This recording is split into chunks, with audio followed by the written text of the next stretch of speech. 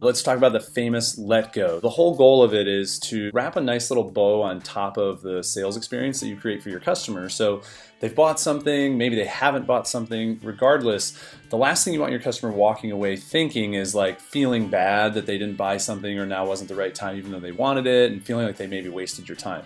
Or that's like if they're a prospect, right? Somebody that you'd want to stay in touch with in the future, somebody who could be a customer for you in the future. Or it could be that, they just bought from you and maybe you upserved, maybe you didn't upserve, whatever, but now they're walking away and the last thing you want them thinking about is like, gosh, did I do the right thing? Am I crazy for spending thousands of dollars on knives even though I didn't expect to today? You just don't want your customers walking away having the last thing they're thinking about is that receipt and how much money they spent. You do that by using the famous let go, which is basically teeing your customer up to feel great about their purchase. It's also teeing them up to know exactly what to expect from you in terms of communication in the future, and then positioning you to be able to follow through on providing that communication or that service or anything else that you want them to expect from you. And finally, having them feel amazing about the experience, fully appreciated, fully honored, and feeling like they're walking away on cloud nine. That's how you want your clients to do it. And when you watch the sales masters work, you'll notice, if you pay attention, that there's always something that they're saying and doing to their clients very strategically at the very end,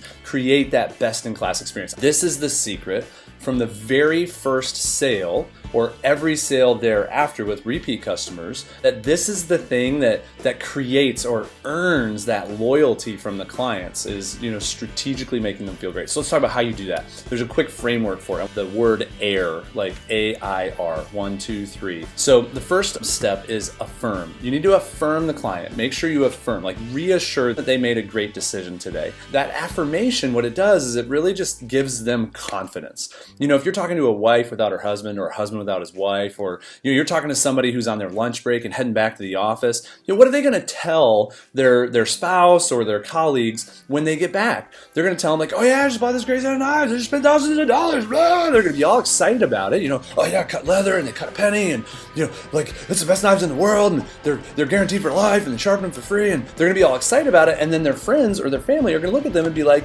you're freaking crazy. You spent how much? Oh my God. Unless, of course, they know what Cutco is. So there's a likelihood that happens. You want your customer, the moment that happens, to be super confident, to be rock solid, bulletproof. And the way you do that is by letting them know, hey, just so you know, when you get home, some people may think you're crazy for spending $1,000 on knives. And that's okay. The great thing is you're buying the best in the world. This stuff is going to last you the rest of your life. You're never going to have to worry about sharpening again. When you get it, make sure you take it out and start using it right away, because you're going to fall in love with it. These are going to be the best knives you've ever had your entire life. And it's going to be everything that you've been looking for in a knife. Right? That's affirmation, making them feel great. So if anybody does question it, they can be like, wait a minute, no.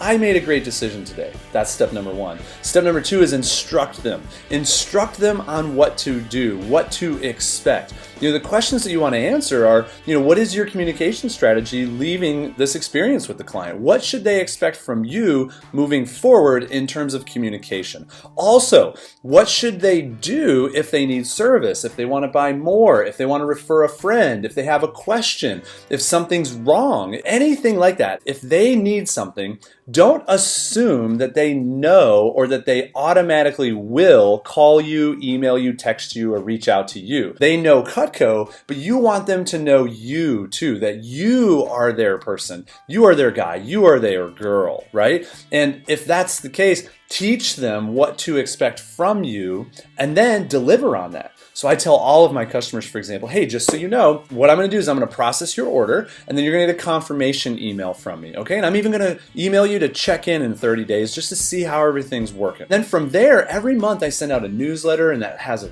recipe in it and cool tips on how to use your knives. So make sure you're checking that out. I'm not always selling you stuff. I run 2 or 3 sales a year, so you want to check those out too. But the goal of the monthly newsletter is just to help you get better use out of your stuff, answer questions, stuff like that. Also, I may send out a video if I'm like do something cool in my kitchen, I'll videotape it and send it to you so you can do the same thing too. And of course, we just keep in touch with you so that you always have my information. That way, if you ever need me, you know exactly how to get a hold of me. So make sure you check out the emails. Also, you can text me, you can call me, and most importantly, if you ever see another Cutco person, make sure you let them know that Josh is your guy. And that's how my customers self-identify so well all over the country, no matter what, because I'm consistently instructing them after every communication that they get from me, after every best-in-class sales experience they have with me, to always mention my name, to pay attention to my emails, to call me, text me, email me if they ever have any questions or need any service. Instruct them on how to refer people to me and what the benefit is to them on that. So make sure you're strategically instructing your customers. Don't just copy what I'm saying.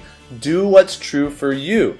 Make sure whatever you instruct them in terms of expectations moving forward and how to interact with you moving forward if they need something, make sure it aligns with exactly what you're going to be able to provide for them, how you provide that. That's the key, is having that alignment and that congruence. And then finally, the last piece, R, is recognize. You gotta recognize your customers. Make them feel great. Make them feel honored. Make them feel special. You know, I always recognize people. People are always like, well, what do I recognize them for? Well, recognize them for investing with you. If they didn't invest with you, recognize them for considering investing with you. You know, when you instruct people who aren't buying from you, instruct them on what to expect. Most people, somebody doesn't buy and they just blow them off. They're like, okay, see ya, next, let's go. For me, that was me for years. A couple years ago, I realized I was leaving a lot of business on the table. I was leaving a lot of relationships on the table. We got that far, we had a great conversation, they just couldn't buy because the timing wasn't right or the budget wasn't right. No problem, that's okay. So I started capturing those people's information and I started affirming their decision to consider buying today. I started instructing them on what to expect from me in terms of communication down the road. I mean, they weren't going to get an order confirmation, they weren't going to need any service, but I was at least going to send them my newsletter every month and follow through on that and build value in how that newsletter would serve them, even though they're not one of my customers. And then I recognize them. I recognize them for just spending some time with me today, considering investing in my products and services today, you know, for their trust, to want to do business with me moving forward when they were ready. And as a result, I've followed through on that. And every year, there's once a month, I got somebody who comes through the pipeline and is ready to buy just because of the consistent quality communication and me aligning with and following through on what I told them I would do for them. And then boom, there they are. They're like, hey, we're ready. And they're not a customer of mine already. They're just somebody I picked up as a lead and a prospect who had a best-in-class sales experience with me in the beginning and then stayed loyal to me there in the end. And some of those people, it's been 3, 4, 5 years they finally come through. So build your pipeline with your prospects, not just with your customers. And of course, when somebody does buy from you, honor them, recognize them, celebrate that with them. Let them know how much you appreciate their time, their trust, and most importantly, their willingness to work with you. The number one thing you do is work really hard to provide great service to your clients when they need it, and that's why your clients are so loyal to you. That's why you have such a great business. So plant that seed with them for loyalty, plant that seed with them for recognition and for instruction and for affirmation, and you'll find that your customers, they feel awesome when they walk away. They thank you for your time. They thank you for selling to them. And if you do that, boom, the famous let go is working in your favor and you're earning customer loyalty from the very, very get-go. And most importantly, you're tying a nice little bow on top of that best-in-class sales experience. And they appreciate it without even knowing it.